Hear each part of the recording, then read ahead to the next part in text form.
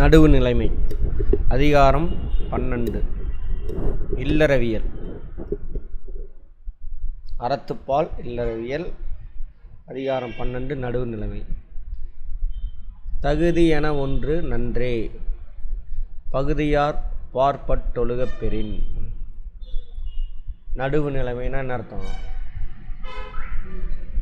ஏதோ ஒரு பிரச்சனை வருது, அந்த பிரச்சனையை நீ போய் நின்று சொல்கிற, எது நியாயம், எது சரி, எது தப்பு அப்படின்னு சொல்கிறீங்க. சரியா? அது எனக்கு பிடிச்சவங்க பிடிக்காதவங்க பகைவர் அப்படிலாம் பார்த்து கொடுக்கக்கூடாது.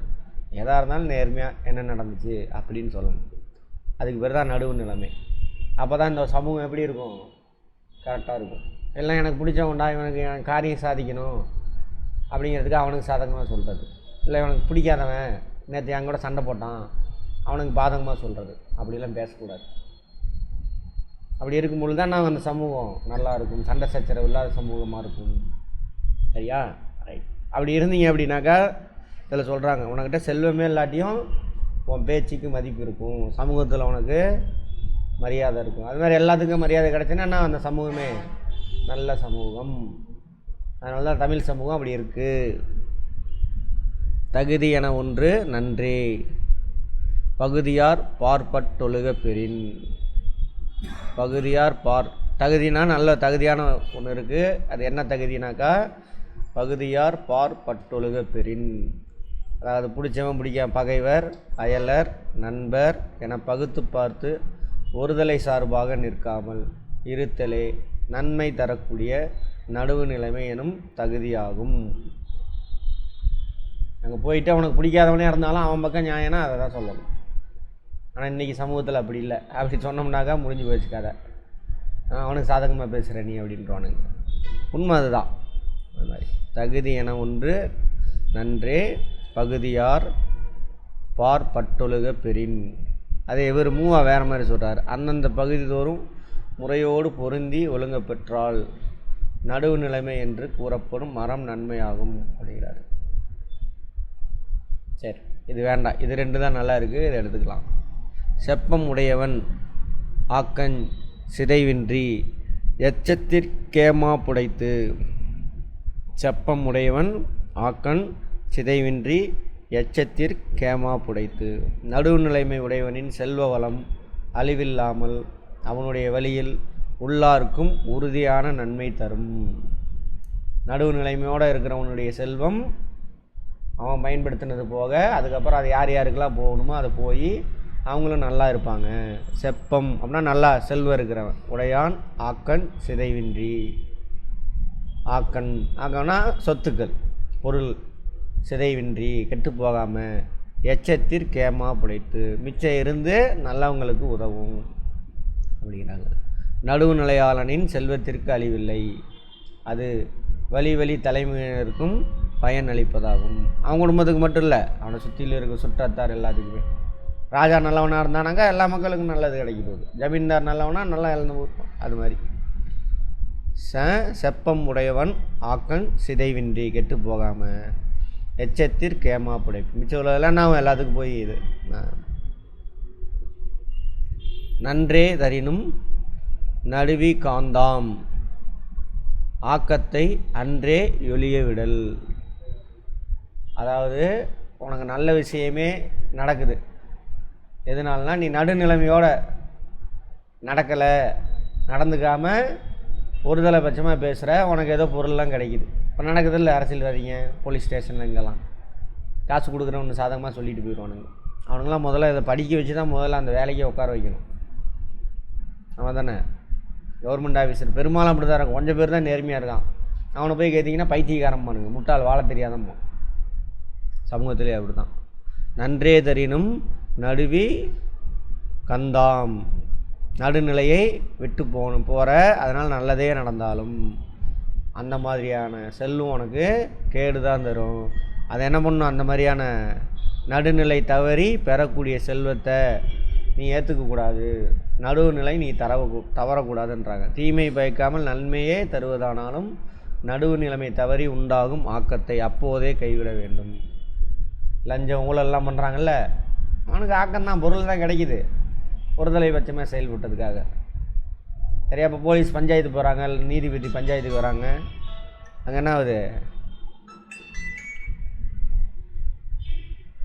சரியா? அந்த மாதிரி என்ன பண்ணும், அந்த செல்வத்தை முதல்ல வாங்கவே கூடாது. முதல்ல நடுவு நிலைமை தவறி அப்படி வாங்கவே கூடாது. அவனுங்க எல்லாமே அப்படி தான் நடக்குது. அவன் எல்லாம் மாறின இதெல்லாம் படிச்சிருந்து அது மாதிரி வாழ்ந்தால் தான் அந்த சமூகம் நல்லாயிருக்கும். அப்படி தான் இருந்தாங்க. எடுத்து குட்டி செவராக்கிட்டானுங்க. புரிஞ்சு படித்தால அப்புறம் புரிஞ்சு படிச்சினாக்கா நீ கேள்வி கேட்ப. பல டைம் சொல்லியாச்சு, அந்த குரூப் வேணும்னே பண்ண வேலை. மந்திரம் ஓதி தெரிஞ்ச குரூப் பண்ணார். ஆமாம், நான் பகமே வரும். எல்லாருமே மாறணும், அந்த சமூகமே மாறணும். அது வேறு லெவலுக்கு இருப்போம். இதெல்லாம் புரிஞ்சு படித்தால மனப்பாடம் பண்ணிட்டு வந்து நான் அறிவாளி அப்படின்னு மார்க்கு நெத்தியில் ஊற்றிட்டுலாம் சுற்றிட்டு தரானுங்க. எத்தனை பேர் புரிஞ்சு படித்தோம்? புரிஞ்சு படிக்க விடலை. அவனுங்க செட்டப்பே அப்படி மாற்றிட்டானுங்க. மனப்பாடம் பண்ணு, புரிஞ்சு படிக்காத, அதான் பிளானே. ஏட்டு சுரக்காய் கறிக்கு உதவாது அப்படியே சொல்லி அப்புறம் புரிஞ்சுக்கிட்டு என்னவ கேள்வி கேட்ப. அப்புறம் நான் மேலே உட்காந்துக்கிட்டு சொகுசாக வாழ முடியுமா? உன் உழைப்பில் சொகுசாக வாழ முடியாதுல்ல. அதுக்கு தான். அப்புறம் நீ எனக்காக வேலை செய்வியா? வேலை செய்ய மாட்டேன். அதனால் இதெல்லாம் அப்போ அப்படி இருந்திருக்காங்க. அதனால தான் அன்னைக்கு உயர்ந்த சமூகம், பண்பட்ட சமூகம், இவ்வளோ நாட்டுக்காரங்க வந்துட்டு தொழில் பண்ணியிருக்கான், வியாபாரம் பண்ணியிருக்கான். நம்ம ஊரில் அவன் நாட்டை அச்சடிக்கக்கூடிய, நாணயம் அச்சடிக்கக்கூடிய இடம் இங்கேருந்து இருக்குது. தமிழ்நாட்டில் நாணயம் அச்சடிக்கிறன்னு புரியுதா? தங்க நாணயம் அப்போலாம். அப்போ நம்மளாலும் எவ்வளோ நேர்மையாக இருந்திருப்பானுங்க. என்னைக்கு இந்த அயோக்கிய பசங்க உள்ளே பூந்தானுங்களோ அது நம்ம தப்பு தான். நீங்கள் கடவுளை நம்பிக்கிட்டு இருந்தீங்க, நான் கடவுளுக்கு ஏஜென்ட்ரா அப்படின்னு அவன் பிடிச்சி பாரு அப்படி தூ பூம்பா அப்படி மாயாஜாலம் மந்திரம்லாம் சொல்லி ஏதோ 1-2 நடக்கும். இப்போ வரைக்கும் நடக்குதில்ல. இவன் தான் நமக்கு செஞ்சு கொடுத்தான்னு அப்படியே அடிமையாகிறானுங்க. மெயினாக ராஜாவை பிடிச்சிட்டு அப்படியே எல்லாத்தையும் அடிமையாக்கி உங்களெல்லாம் படிக்க விடாமல் நாசம் பண்ணி எல்லாம். இன்னையிலேருந்து எப்போ 4000 வருஷத்துக்கு முன்னாடியே இங்கே இரும்பை எடுத்து பயன்படுத்தியிருக்கானுங்க இந்த சமூகம். உலகத்திலே ஃபஸ்ட்டு சமூகம் தான். செம்பு கூட டின்னை கலந்து வெங்கலம் பயன்படுத்தியிருக்கிறான். தங்கம் விதவிதமான அந்த கீழடியில் கிடச்ச காது டோலாக்கு பாருங்கள், ஜாய் ஆல்காஸில் இருக்க மாடலோட அட்வான்ஸ்டாக இருக்குது. அப்போ அந்தளவுக்கு இருந்திருக்கும். அப்போ எப்போ 4000 வருஷத்துக்கு முன்னாடி. நடுவில் எங்கே போச்சு? இப்போ காலேஜ் போகிறோம், ஸ்கூல் போகிறோம், அங்கே போய் ஒன்றும் இல்லை. அதோட ஏகப்பட்டது கண்டுபிடிச்சிட்டான். இப்போ கண்டுபிடிச்ச நாலேஜெலாம் உண்மையாக கரெக்டாக புரிஞ்சு வச்சுருந்தா எப்படி இருக்கும்? நம்ம இன்னும் வேறு அடுத்த லெவலில் புதுசாக கண்டுபிடிப்பேன். வாழ்க்கை வேறு மாதிரி இருக்கும். கரெக்டாக அதான் பண்ணியிருக்கானுங்க திருட்டு பசங்க. சரி பார்ப்போம். நன்றிய தரினும் நடுவிங்காந்தம். சரியா? நடுநிலைமை தவறி நல்லதே கிடைச்சாலும் ஆக்கத்தை அன்றே, அதனால் கிடைக்கக்கூடிய ஆக்கத்தை, செல்வத்தை என்ன பண்ணும்? சேர்த்தக்கூடாது, விட்டு ஒழிச்சிடணும். சரியா? ரைட். நடுவுநிலை தவறுவதால் ஏற்படக்கூடிய பயன் நன்மையே தரக்கூடியதாக இருந்தாலும் அந்த பயனை கைவிட்டு நடுவுநிலையைத்தான் கடைபிடிக்க வேண்டும். தக்கார் தகவிலார் என்பதவரவர் எச்சத்தார் காணப்படும். தக்கார் தகவிலார் என்பதவரவர் எச்சத்தார் காணப்படும். அவன் நடுவுநிலையோடு இருந்தானா இல்லையா அப்படிங்கிறது எச்சம். அவன் இறந்து போனதுக்கப்புறம் பேசுகிறாங்கல்ல, சொல்லுவான் வந்து எவ்வளோ கஷ்டத்துலையும் நேர்மையாக இருந்தான் அந்த ஆள், எவ்வளோ கஷ்டத்துலேயும் நடுநிலையாக இருந்தான், ரொம்ப தங்கமானவன் பேசுகிறான்ல, அப்போ தான் தெரியும் நீ நல்லவனாக வாழ்ந்தியா கெட்டவனாக வாழ்ந்தியா அப்படிங்கிறாங்க. நடுவுநிலைமை உடையவர் நடுவுநிலை இல்லாதவர். தக்கார் தகவிலர் என்பது அவரவருக்கு பின் எஞ்சி நிற்கும் புகழும் பழியாலும். எல்லாத்தையும் அடித்து ஊரடித்து உலையில் போட்டிருப்பான். இவ்வளோ சொத்து சேர்த்து ஊரடித்து உலையில் போட்டான், எப்படி போனான் பாரு, வீணாக போனவன் அப்படின்னு திட்டுவாங்க. சரியா? அதான் சொல்கிறாங்க. ஒருவர் நேர்மையானவரா, நெறி தவறி நீதி தவறி நடந்தவரா என்பது அவருக்கு பின் எஞ்சி நிற்க போகும் புகழ் சொல்லை கொண்டோ பழி சொல்லை கொண்டோ தான் நிர்ணயிக்கப்படும். அடுத்தது, கேடும் பெருக்கமும் இல்லல்ல நெஞ்சத்து கோடாமை சான்றோ கனி. கேடும் பெருக்கமும் இல்லல்ல நெஞ்சத்து கோடாமை சான்றோ கனி. கேடும் ஆக்கமும் வாழ்வில் இல்லாதவை அல்ல. துன்பம் வரும், இன்பம் வரும். அதான் இயற்கை. சரியா? ஆகையால் நெஞ்சில் நடுவு நிலைமை தவறாமல் இருத்தலே சான்றோருக்கு அழகு. அப்படின்னா நம்ம சொல்கிறாங்க, உனக்கு ஒரு கேடு வருது, அதனால் நடுவு நிலைமை தவறக்கூடாது. நல்லது கிடைக்க போகுது, அதனாலேயும் நடுவு நிலையை தவறக்கூடாது. நல்லது நடக்குதோ கெட்டது நடக்குதோ நடுவு நிலையோடு இருக்கும். சரியா? அதான் யாருக்கு அழகாமா? சான்றோருக்கு அழகு. கேடும் பெருக்கமும் இல்லல்ல, வாழ்க்கையில் இல்லாமல் கிடையாது. நெஞ்சத்து கோடாமை சான்றோர் அணி. நெஞ்சத்தில் நடுவு நிலைமை தவறாமல் இருக்கணும், அதான் சான்றோருக்கு அணி, அழகு அப்படிங்கிறாரு. சரியா? அடுத்தது கெடுவல் யான் என்ப தரி கதன் நெஞ்சம் நடுவொரி அல்ல செய்யின். தன் நெஞ்சம் நினைக்கும் பொழுது என்ன பண்ணுமாமா? அது தூக்கிடணுங்கிறாங்க. நடுவுநிலை நீங்கி தவறு செய்ய நினைக்குமாயின் நான் கெடப்போகிறேன் என்று ஒருவன் அறிய வேண்டும். அவனோட மனசு தோணுது, ஐயோ இதை இவனுக்கு சாதகமாக செஞ்சோம்னா நமக்கு இதெல்லாம் கிடைக்கும் அப்படின்னா மனசில் தானே ஃபஸ்ட்டு உதிக்கும். எப்பயுமே எந்த முடியும் நீங்கள் எப்படி முடிவு எடுப்பீங்க? உடனே எங்கள் மனசில் வந்ததெல்லாம் பேசிடுவோமா? ஒன்று தோன்றும், இது இப்படி இருக்குமோ அப்படி இருக்குமோ. 2 பேர் இருப்பான் உள்ள, ஒருத்தன் நல்லதாக சொல்லுவான், ஒருத்தன் கெட்டதாக சொல்லுவான். சரியா? அதில் முடிவு எடுக்கிற, இப்படி பண்ணால் நமக்கு இதெல்லாம் கிடைக்கும், ஆனால் நடுவு நிலைமை தவற வரும், அப்படி பண்ணாத அப்படின்னு இன்னும் சொல்லுவோம். அந்த மாதிரி மனசில் தோணும் பொழுது என்ன பண்ணணும்? சரி நீ நடுவு நிலைமை தவறுனா என்ன ஆயிடுவ? அழிஞ்சு போயிடுவ அப்படின்னு உன் மனசு நீயே சொல்லணும். உன் மனசுக்குள்ளே தோணும் அப்படிங்கிறாங்க. கெடுவல் யான் என்பதறிகதன் நெஞ்சம் நடுவொரி அல்ல செய்யின். கெடுவல் யான், கெட்டு போயிடுவான் யார்? நெஞ்சத்தில் நடுவொரி அல்ல செய்யின். நடுநிலைமை தவறும் பொழுது, தவறலான்னு நினைக்கும் பொழுது உன் மனசே சொல்லு, நீ அழிஞ்சு போக போகிறடா அப்படின்னு சொல்லும். யாருக்கு? நல்ல பண்புடையவருக்கு. நடுவு நிலைமை தவறி செயல்படலாம் என்று ஒரு நினைப்பு ஒருவனுக்கு வந்து விடுமானால் கெட்டொழியை போகிறான் என்று அவனுக்கே தெரிய வேண்டும். இன்றைக்கி அதெல்லாம் கிடையாது. எவனா எப்படியா நாசமாக போ, பணம் சேர்த்துக்கிட்டால் போதும். பணம் வச்சுருந்தா அவன் நல்ல, பணம் இல்லைன்னா என்ன அர்த்தம்? அவன் என்ன எவ்வளோ நல்லது செஞ்சாலும் சரி மதிக்கவே மாட்டானுங்க. ஆமாவா? கெடுவாக அப்படி இருக்கக்கூடாது. எல்லோரும் இந்த மாதிரி வாழ்ந்தோம்னா அந்த சமூகம் வேறு லெவலில் இருக்கும். அதுக்கு தான் திருக்குறள் கொண்டு வந்து இங்கே வச்சுருக்கானுங்க. ஸ்கூல்லையும் இதெல்லாம் மாற்றணும். மனப்பாடம் செய்யலை, மனப்பாடம் பண்ணாமல் கொடுத்துட்டு இந்த செய்யலுக்கு பொருள் என்னடான்னு எழுத வைக்கணும். சரியா? அப்போ தான் புரிஞ்சு படிப்போம், சமூகம் நல்லாயிருக்கும். கெடுவாக வையாதுலகம் நடுவாக நன்றிக்கண் தங்கியான் தாழ்வு. அதாவது ஒருத்தன் நீதி நெறியோட நடுநிலையோடு வாழ்கிறான். சரியா? அவன் வாழ்ந்துட்டு இருக்கும் பொழுது அவன் வறுமையில் மாட்டிக்கிட்டான், ரொம்ப கஷ்டத்தில் இருக்கான். அதனால் அவன் வந்துட்டு ரொம்ப வறுமையில் இருக்கிறான், கெடுதல் செஞ்சிட்டான், அழிய போகிறான்னு சொல்லிட்டு உலகம் நினைக்காதாம்மா. அவன் எப்படி இருந்தாலும் எப்படிப்பட்டவன்? நடுநிலைமையோடு வாழக்கூடியவன்டா அப்படின்னு அவனை உலகம் வந்து புகழ்ந்து தான் சொல்லும், தாழ்த்தாது அப்படிங்கிறாங்க. நடுவு நிலைமை நின்று அறநெறியில் நிலைத்து வாழ்கின்றவன் அடைந்த வறுமை நிலையை கெடுதல் அவன் செஞ்ச கேடுனால தான் என்ன ஆயிடுச்சு, அப்படி ஆயிட்டான் அப்படின்னு உலகம் எடுத்துக்காது. உலகம்னா யார்? எங்கள் மக்கள். கெடுவாக வையத்துலகம் கெடுவாக வையாதுலகம். இது அவனுக்கு வந்த கேடு அப்படின்னு உலகம் என்ன நினைக்காதாமா? வையாது அப்படிங்கிறாங்க. நடுவாக நன்றிக்கண் தங்கியான் தாழ்வு.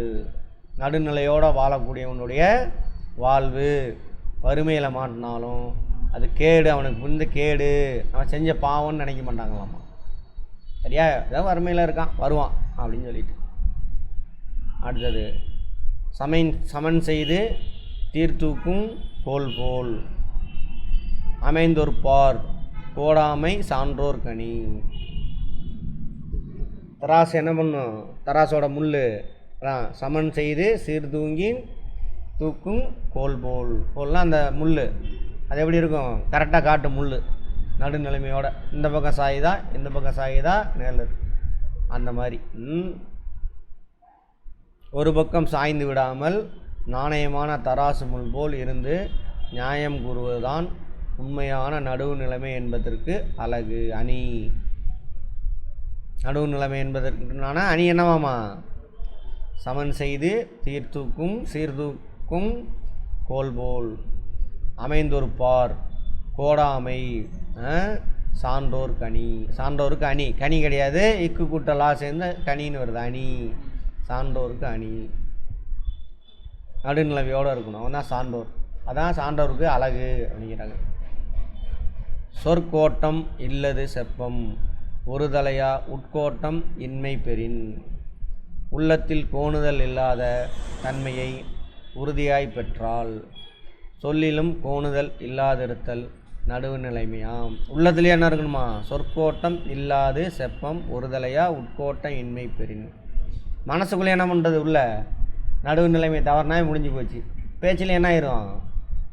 மனசில் உள்ளதானே வெளியில் வரும். அதுலேயும் என்ன ஆயிடுவான்? நடுவு நிலைமை தவறிடுவான். ஸோ மனசில் முதல்ல நடுவு நிலை தவறாத உறுதி இருக்கணும். அப்போ சொல்லலையும் எப்படி இருப்பான்? நடுவு நிலை தவறாமல் இருப்பான் அப்படிங்கிறாரு. சொற்கோட்டம் இல்லாது செப்பம் ஒரு தலையா உட்கோட்டம் இன்மை பெறின். உள்ளதானே வெளியில் வரும், அதான் சொல்கிறாங்க. நேர்மையும் நெஞ்சு உறுதியும் ஒருவருக்கு இருந்தால், நெஞ்சு உறுதி வேணும். ஏன்னா நேர்மையாக இருக்கிறதுலாம் சும்மா சாதாரண விஷயம் இல்லை. அவரது சொல்லில் நீதியும் நியாயமும் இருக்கும், அதற்கு பெயர் தான் நடுவு நிலைமை. அடுத்தது, வணிகம் செய்வார்க்கு வாணிகம் பேணி பிறவும் தமபோல செய்யின்.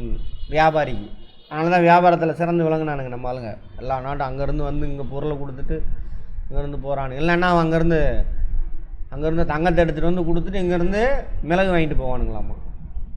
தங்கத்தை எடுத்துகிட்டு வரான்ல, பிடிங்கி வச்சுட்டு அவன் நாடு எங்கேயே இருக்குது, அடி துரத்தலாம்ல. துரத்திட்டு என்ன ஆகும்? அதோட வாணிபம் கேட்டிருக்கும். அதுக்கப்புறம் அவனை வந்திருக்க மாட்டானுங்க. அதை மீறி பல ஆயிரக்கணக்கான வருடங்கள் கடல் வழியில் இந்த பக்கம் இருந்து யவனம், எங்கே கிரேக்கம், ரோமானியம், எஜிப்து, பாரசீகம், அங்கேருந்தெல்லாம் வந்து இங்கே வியாபாரம் செய்கிறான். அங்கேருந்து வரான், கடல் கலந்து இங்கே பிடிச்சி என்ன பண்ணாலும் அவங்க ஒன்றும் வேலைக்கு ஆகாது. அங்கேருந்து அவன் ஆள் வருவானா? அதுமாதிரி இந்த பக்கம் சீனா, தென்கிழக்கு ஆசிய நாடுகள், ஜப்பான், அங்கேருந்து வரானுங்க பொருளை எடுத்துகிட்டு. எதனால்? நம்ம முன்னோர்கள் எப்படி இருந்திருக்கான்? இது மாதிரி நேர்மையாக வாழ்ந்துருக்கானு. அதனால தான் அங்கேருந்து இங்கே வந்து திருமணம் செஞ்சுக்கிறான். இங்கே உள்ள பெண்களை திருமணம் பண்ணி அங்கே ஊருக்கு கூட்டிகிட்டு போகிறான். இங்கே வாழ்ந்தவனும் இருக்கிறான். இங்கே என்ன இருக்குது? அவனுடைய மின்டிங், பணம் அச்சடிக்கக்கூடிய, பணம்னா நாணயம், அப்போல்லாம் தங்க நாணயம் அச்சடிக்கக்கூடிய இதெல்லாம் வச்சுருந்துருக்கான். யார்? கிரேக்கர்கள். வருவானா, தங்க தள்ளிட்டு வரான், அங்கே வந்து இங்கே அச்சடித்து நம்மக்கிட்ட கொடுக்குறான். அது பிடிங்கி வச்சுட்டு போனான்னு துரத்திருந்தா சரியா? அந்த மாதிரி இன்னும் நிறைய பேர் இருப்பாங்க. எக்ஸ்ட்ரா காசு கொடுத்துட்டா கூட ரிட்டர்ன் கொடுத்துருவாங்க. எக்ஸ்ட்ரா இருக்குங்க இந்தாங்க அப்படின்னு. அல்லது கம்மியாக கொடுத்துட்டா கூட என்ன பண்ணுவாங்க? திரும்ப வந்து நேற்று மறந்துட்டு போயிட்டேங்க அப்படின்னு கொண்டு வந்து கொடுப்பாங்க. சரியா? அந்த மாதிரிலாம். அதான் வாணிபம் செய்பவர்க்கு வணிகம் பேணி பிறவும் தமபோல செய்யின். இங்கேயும் ஒருத்தவங்களாம் இருக்காங்க, ரொம்ப நாளாக படிக்கிறேன், ஒரே ஃபீஸ் தானே நம்ம வாங்குகிறோம். அவங்க வீட்டில் பார்த்துட்டு இருந்தாலும் கம்மி, 2வது வருஷம் படிக்கிற, திரும்ப கொண்டு வந்து அவங்க பணம் கொடுத்தாங்க. அவங்க கூட தான் ஒருத்தர் இருக்கார். அவர் ஆனால் கஷ்டம் எல்லாம் வாங்கிக்க மாட்டேன், சரி அப்பா சந்தோஷம் கொடுங்கன்னு வாங்கிக்கிட்டேன். அந்த மாதிரி வாணிபம் செய்வார்க்கு வணிகம் பேணி பிறவும் தமபோல செய்யின். பிறர் பொருளையும் தம் பொருள் போல் போற்றி செய்தால் அதுவும் வாணிகம் செய்வோருக்கு உரிய நல்ல வணிக முறையாகும். இந்த குறள் இருக்கிறதுனால தான் சிறந்து இருந்துச்சு நம்ம வாணிகம் தமிழ்நாட்டில். இன்றைக்கி இந்தியாங்கிறது தமிழ்நாடு தான். இவனுங்க இந்த வடக்கன்ஸ் எல்லாம் டுபோக்கு இன்னமும் அவனுக்கு ஃப்ராடு வேலை தான் பண்ணிகிட்டு இருக்கானுங்க. அதானி அம்பானி கதையெல்லாம் எடுத்து பாருங்கள். நம்மளுது அப்படி இல்லை. நம்ம ஒழுங்காக டேக்ஸ்லாம் கட்டுவோம். இன்னமும் தமிழர்கள் வடக்கன்ஸ் இங்கே பண்ணுறாங்களா, டேக்ஸ் ஒழுங்காக கட்ட மாட்டானுங்க. அதனால தான் பிஜேபிக்கு சப்போர்ட் பண்ணுவானுங்க. அவனுங்கெல்லாம் அவனுக்கு புத்தியே குறுக்கு புத்தி தான் அவனுங்க.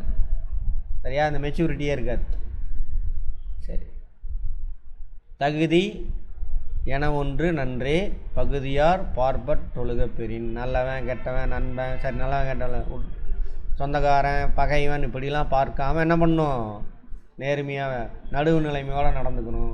அதான் நல்ல மனிதனுக்கான தகுதி, சான்றோருக்கான தகுதி. செப்பம் உடையவன் ஆக்கன் சிதைவின்றி எச்சத்திற் கேமா புடைத்து. நிறைய நேர்மையோடு இருக்கக்கூடியவனுடைய செல்வம், ஆக்கம்னா செல்வம், நடுவு நிலைமையோடு இருக்கணுடைய செல்வம். செப்பம்னா நடுவு நிலைமை. சிதைவின்றி அவனுக்கு பின்னாடி யார் யாருக்கெல்லாம் அவனுடைய செல்வம் போகணுமோ அவங்களுக்கெல்லாம் போய் அவங்களுக்கு நன்மையை தரும். சரியா? செப்பம். எச்சத்திர், எச்சன்னா அர்த்தம் அவன் இறந்ததுக்கப்புறம் மிச்சம் இருக்கக்கூடிய சொத்துக்கள். கேமா புடைத்து சிதைவின்றி அழிஞ்சு போகாமல் அப்படியே போகும். வார்த்தையிலே அர்த்தம் இருக்கும், பார்த்தா புரிஞ்சு. 2-3 தடவை மட்டும் ஒரு தடவை பார்த்துக்கோங்க. டோட்டலாக எவ்வளோ 20 200 செய்யல். 200 நீ மனப்பாடம்லாம் பண்ண வேணாம், பார்த்தோன்னா பொருள் தெரிஞ்சால் போதும். அதில் ஒரு சில வார்த்தை இருக்கும், அதை அடிச்சிடலாம். நன்றே தெரியணும் நடுவிங்காந்தம் ஆக்கத்தை அன்றே ஒளிய விடல். நல்ல விஷயமே தந்தாலும் நீ நடுவு நிலைமை தவறி அது மூலிமா உனக்கு பொருள் கிடைச்சாலும் அந்த மாதிரி விஷயத்தை என்ன பண்ணணும், அன்றைக்கி தூக்கி எறிஞ்சிடணும். ஆஃபீஸருங்களுக்கு, கவர்மெண்ட் ஆஃபீஸருங்களுக்கு லஞ்சம் வாங்கிறது, போலீஸ் டிபார்ட்மெண்ட்டில் தப்பாக பஞ்சாயத்து பண்ணுறது, நீதித்துறையில் பிடிச்சவனுக்கு ஒரு மாதிரி தீர்ப்பு கொடுக்கறது, பணத்தை வாங்கிட்டு அதெல்லாம் இருக்கக்கூடாது. அடுத்தது தக்கார் தகவிலர் என்பதவரவர் எச்சத்தார் காணப்படும். நடுநிலையோடு இருந்தானா அதான் தக்கார், நடுநிலையோடு இல்லையா அது தகவிலார் என்பது. எப்போ அவன் இறந்ததுக்கப்புறம் வந்து பேசுகிறானுங்கள்ல அப்போ தெரிஞ்சிடும். அடுத்தது அதான் எச்சத்தார் காணப்படும். அவதவர் எச்சத்தால், எச்சன்னா அவன் இறந்ததுக்கப்புறம். கேடும் பெருக்கமும் இல்லல்ல நெஞ்சத்து கோடாமை சான்றோர் கனி. வாழ்க்கையில் கேடும் துன்பமும் வரும், இன்பமும் வரும். அதுக்காக நடுவு நிலைமை தவறக்கூடாது. அப்படி இருக்கிறவன் தான் யார்? சான்றோருக்கான அணி. கேடு வருது, ஸோ நம்ம என்ன பண்ணலாம், இப்போதைக்கு பணம் சம்பாதிக்க தப்பு பண்ணலாம், நடுவு நிலைமை தவறி சொல்லலாம், கொஞ்சம் செல்வம் சேர்த்திக்கலாம், கஷ்டத்தில் இருக்கும், அந்த மாதிரி போயிடக்கூடாது. அடுத்தது கெடுவல் யான் என்பதறிகதன் நெஞ்சம் நடுவொரி அல்லன் செய்யின். ஃபஸ்ட் இந்த பாட்டு நெஞ்ச சொல்லுது, நெஞ்சத்திலே தோணுது என்னது, நடுவரி. நம்ம நடுவு நிலைமையை தவறி நடந்தோம்னா நமக்கு இதெல்லாம் கிடைக்கும் அப்படின்னு மனசில் தோணுது. அப்போயே அவன் மனசு என்ன சொல்லணும், நடுவு நிலைமை தவறுனா அழியறதுக்கான வாய்ப்பு வந்துருச்சுடா நீ அப்படின்னு அவன் மனசு சொல்லணும். கெடுவாக வையத்துலகம் நடுவாக நன்றிகன் தங்கியான் தாழ்வு. கெடுவாக வையாதுலகம், இந்த உலகம் கெட்டு போயிட்டான் அப்படின்னு அவனை ஒருத்தனை பார்த்து வையாது. யாரை பார்த்து? நடுவு நிலைமையோடு இருக்கிறான் இல்லையா, அவனுக்கு வறுமை ஏற்பட்டால், இவன் கெட்டு போயிட்டான், இவனுக்கு கேடு, போன ஜென்மத்தில் செஞ்ச பாவம் அந்த மாதிரி ஏதோ வந்து அழிஞ்சு போயிட்டான் அப்படின்னு சொல்ல மாட்டாங்களாமா. யாரை பார்த்து? எப்பயுமே நடுவு நிலையோடு இருக்கிறவனை பார்த்து. ஏதோ அவன் சூழ்நிலைப்பா அப்படின்ட்டு போவாங்க, அவ்வளோதான் அவன் அழிஞ்சிட்டான் அப்படின்னு நினைக்க மாட்டாங்கன்றாங்க. சமன் செய்து சீர்தூக்கும் கோல் போல். திராசு முள் எப்படி இருக்கும்? கரெக்டாக தான் இருக்கும். எந்த பக்கம் இறக்குனா இந்த பக்கம் சாயும், இந்த பக்கம் இறக்குனா சாயும், கரெக்டாக காட்டும் என்ன உள்ளது உள்ளபடியே. எந்த பக்கம் கம்மி எந்த பக்கம் அதிகம்னு காட்டிடும் முள். அது மாதிரி சான்றோர் எப்படி இருப்பாங்க? நடுவு நிலைமையோடு இருப்பாங்க, அதுதான் அவங்களுக்கு அழகு அப்படிங்கிறாங்க. சான்றோர்னா யாருங்க? நடுநிலையை போட்டிருப்பவர்கள். சான்றோர்ன்ற வார்த்தைக்கு நிறைய அர்த்தம். நேர்மையாக இருக்கிறவன், பண்போடு இருக்கிறவன், அன்போடு இருக்கிறவன், அறிவாளி, நடுவு நிலைமை தவறாதவன், கல்வி கற்றவன், எல்லாம் சான்றோர்கள். சொற்கோட்டம் இல்லது செப்பம் ஒருதலையா உட்கோட்டம் இன்மை பெறின். அதெல்லாம் மனசுக்குள்ளே எப்படி இருக்கணும்? நடுநிலைமையோடு இருந்தால் தான் அவனுடைய சொல்லும் செயலும் எப்படி இருக்கும்? நடுநிலையோடு இருக்கும். உட்கோட்டம் இன்மை பெறின், உட்கோட்டத்தில் நடுநிலைமை தவறக்கூடாது. அந்த மாதிரி இருந்தானே அவனுடைய சொற்கோட்டம் அப்படி தான் இருக்கும். செப்பம் முடிஞ்சான்னு ஒன்று இருக்கா? வணிகம் செய்வார்க்கு வாணிகம் பேணி பிறவும் தம்போல் செய்யின். வணிகம் செய்கிறவன் எப்படி இருக்கணும்? அடுத்தவன் பொருளையும் நம்ம பொருள் மாதிரி பேணி பாதுகாத்து வச்சுருக்கணும். அடுத்தவனுக்கு ஒரு சிலர்லாம் கடையில் கரெக்டாக இருப்பாங்க. அவன் காசும் நம்மக்கிட்ட 5 காசு விட மாட்டான், நம்ம காசும் வச்சிக்க மாட்டான், கரெக்டாக கொடுத்துருவான், அளவும் கரெக்டாக போடுவாங்க. அந்த மாதிரி இன்னும் கிராமத்து ஆளுங்களாம் இன்னும் நிறைய பேர் அப்படி தான் இருக்காங்க. அதான் அவன் தோட்டத்துலேருந்து எடுத்து வந்தானாங்க, ஒரு படி 10 ரூபா சொல்கிறான்னா ஒரு படி போட்டு இன்னும் கொஞ்சம் ஒரு கை அள்ளி போட்டு இப்போ கூட போவாங்க. இந்த அடியில் படியில் ஓட்ட மேடு பண்ணி அப்படிலாம் ஏமாற்ற மாட்டாங்க. இன்னும் இருக்காங்க. இந்த பண்பு அப்படியே அவங்களுக்குள்ள புதஞ்சிருச்சு. இந்த டுபாகூர் உலகத்தில் வந்து மாட்டலை அவங்க. இன்றைக்கி சினிமாவெலாம் எப்படி இருக்குது? சினிமா இந்த சீரியல்லாம் பார்த்தோம்னா விளங்கவே மாட்டோம். நம்ம தானே எவளை கெடுக்கிறது, எவங்குடியை கெடுக்கிறது அப்படியே தான் இருக்குது. அதெல்லாம் பார்த்துட்டு தான் இப்போ அந்த மாதிரிலாம் நடக்குது. நேர்மையாக இருக்கிற மாதிரி எடுக்கிறானுங்க, வாய்ப்பே இல்லை. அதுதான் உருன்னு உட்காந்து பார்த்துக்கிட்டு இருக்குது நம்ம ஆளுங்க. அப்போ அப்படி தான் இருக்கும் குடும்பம். சரி, இந்த மாதிரி திருக்குறள் இதெல்லாம் எடுக்கணும். இந்த மகாபாரதம், இந்த ராமாயணம் அதெல்லாம் பார்த்தா விளங்கவே மாட்டோம். திருக்குறள்லாம் படமாக எடுக்கணும், திருக்குறள்லாம் சீரியலாக எடுக்கணும். மகாபாரதம் என்ன சொல்லுது? அவன் சொல்கிறான், எங்கள் அண்ணன் இருக்காண்டா அப்படின்றான் அர்ஜுனன். கிருஷ்ணன் கடவுளாமா அவர். அதெல்லாம் நீ பார்க்கக்கூடாது, உன்னோட தர்மம். என்ன தர்மமா? நீ சத்திரியும் அடுத்தவனை வெட்டி கொல்லணும், கொல்லு அப்படின்றான். இது ஒரு புனித நூலா? கேடு கெட்ட நூல். அந்த நூலுக்கு நமக்கு சம்மந்தமே இல்லை. இந்த புத்தியெல்லாம் வந்தது அதான் சனாதன புத்தி அவனுங்களுக்கு. அதெல்லாம் படித்தா எப்படி இருக்கும்? விளங்காது. இந்த சோட்டா பீம்லாம் அந்த கதையை தான் கொண்டு வந்து விட்றானுங்க. அதே மாதிரி வெண்ணெயை திருடுறது, குழந்தை புத்தியிலே திருடுறது கற்றுக் கொடுக்குறானுங்க. நம்மளது எப்படி? அடுத்தவங்க பொருள் திருடக்கூடாது, அது புத்தி. அவனுங்க வெண்ணெயை திருடுறது எது? மகாபாரதத்தில் தானே கிருஷ்ணர் திருடுவார். அப்புறம் பெண்கள்லாம் குளிச்சிட்டு இருப்பாங்க, துணியெல்லாம் அள்ளிட்டு போயிடுவார். இதெல்லாம் நல்ல கேரக்டரு. அதெல்லாம் புனித நூல்னு வச்சுக்கிட்டு நம்மக்கிட்ட கொடுத்துட்டு கேட்டால் எங்கள் நம்பிக்கைன்றானுங்க. அது யாரோட நூல் என்ன கதைனே தெரியாமல் அதையும் நீங்கள் போய் கும்பிட்டுக்கிட்டு இருக்கிறீங்க. அது புனித நூலாமா? கேவலமான நூல் இதெல்லாம். சரி, என்ன பண்ணுறது? நம்மளாம் முட்டாளாக இருக்கனால